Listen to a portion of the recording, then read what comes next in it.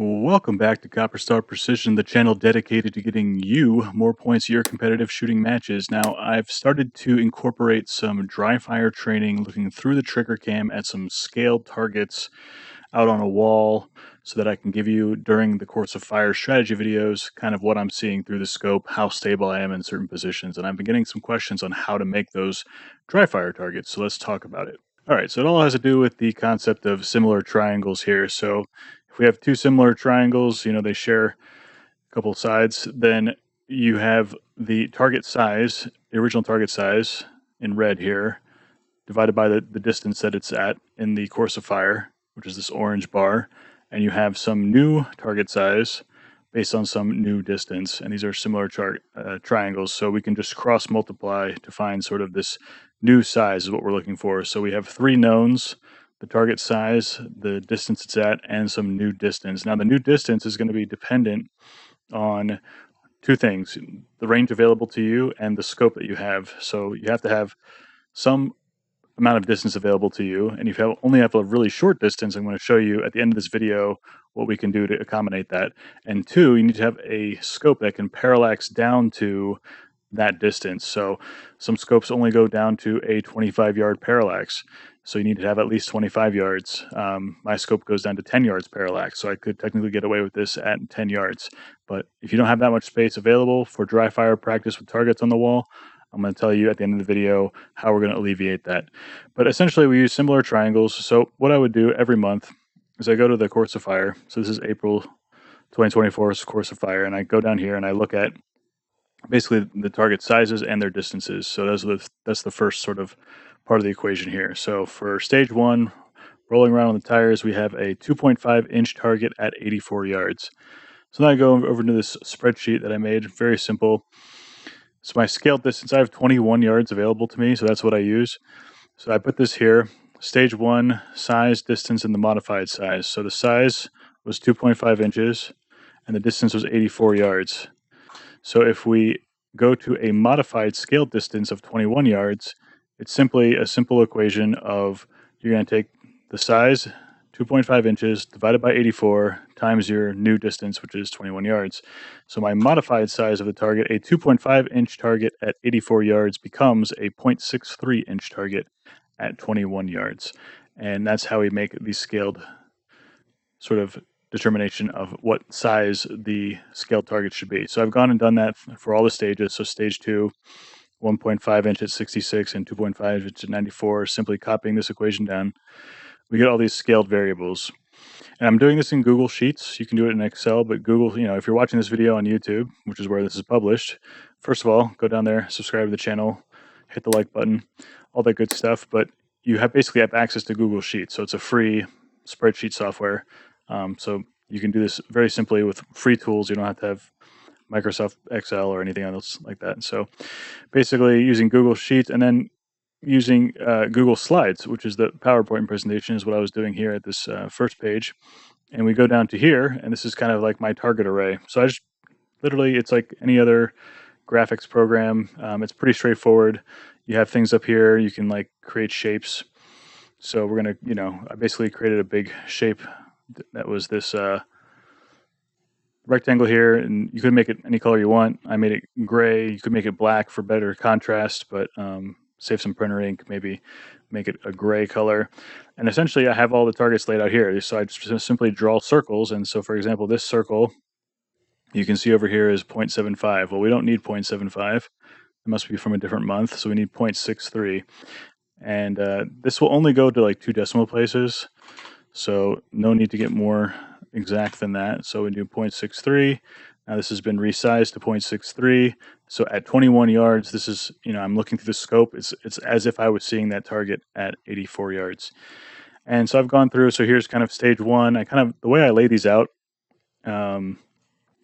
basically stage one is pretty obvious. It's a single target.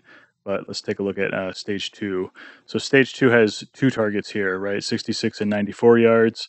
So we go down here, we plug in our numbers, we get our modified values, and then we go here and we make these. And again, we adjust the dimensions of the circles to have modified values. And because stage two has sort of this array of 1 in the front and one in the back. I kind of stagger them so I kind of know which target is which. So this is the always left is always the front, and this is the back target here.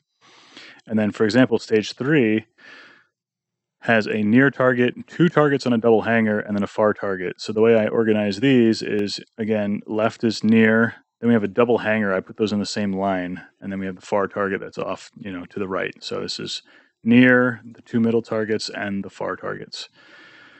And just going down the line. So like this here, again, we've got a double hanger and the KYL rack. So we've got a KYL rack here, and off to the right, because it's further away, it's just my convention of doing things, we have a double hanger with these 2 targets. The last stage is 3 targets at 3 different distances, which is why they're kind of in a line going up and to the right. As for the KYL rack, you don't have to have these lines here. It just kind of reminds me that this is the KYL rack. So if I want to practice dry fire, and the KYL rack is spinning or something like that, right? It's I have those markers there to signify that it is the KYL rack. So you might have to just pause for 3 to 5 seconds to make it stop spinning before you engage the next target, just to get your time management under control. But all it is a circle and then a rectangle shape. And the rectangle shape, always make this as thick as whatever the quarter-inch target is. So the quarter-inch target is, in this case, 0.14 inches wide. And that's what all of these little stems are going to be.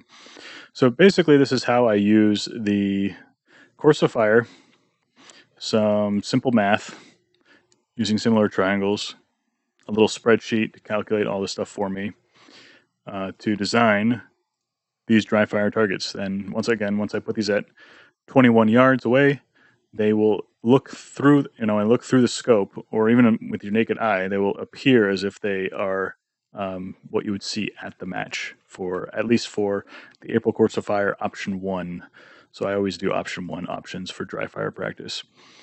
So that being said, what if you don't have 25 yards available to you, or your scope doesn't parallax that far down? So believe it or not, at the top of every single course of fire, there is a link to a DFAT.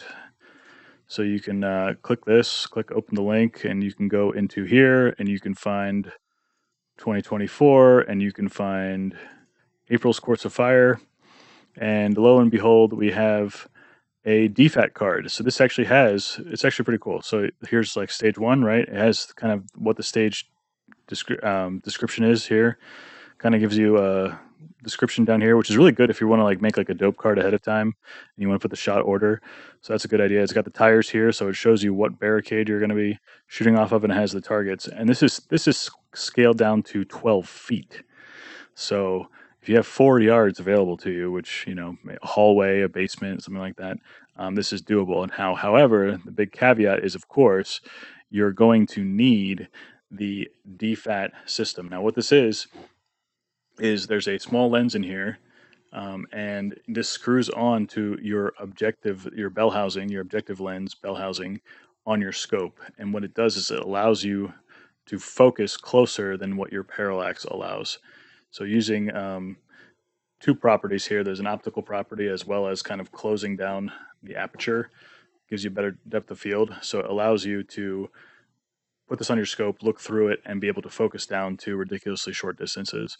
So I'm going to cover this in its own separate video, but I just wanted to make sure that people knew that there was this option if you do want to go down the route of investing in a DFAT and you don't have, a range with any significant distance available to you. If you want to do dry fire practicing with scaled targets, these are published every month for free. And then when you buy the DFAT, there's all kinds of different target packages that give you with the purchase of the DFAT. These are scope specific, so you're going to have to put in your exact scope, make, and model, because obviously ocular bell housing dimensions are different and optical properties are different, all that kind of stuff. So scope specific, however, a really great tool, and I will be covering that in a future video. So that's how I make these scale targets. Thanks for stopping by. I know there's some questions. I will cover the DFAT in a future video, so stick around if you want to see that and how that might work for you for a dry fire practice solution.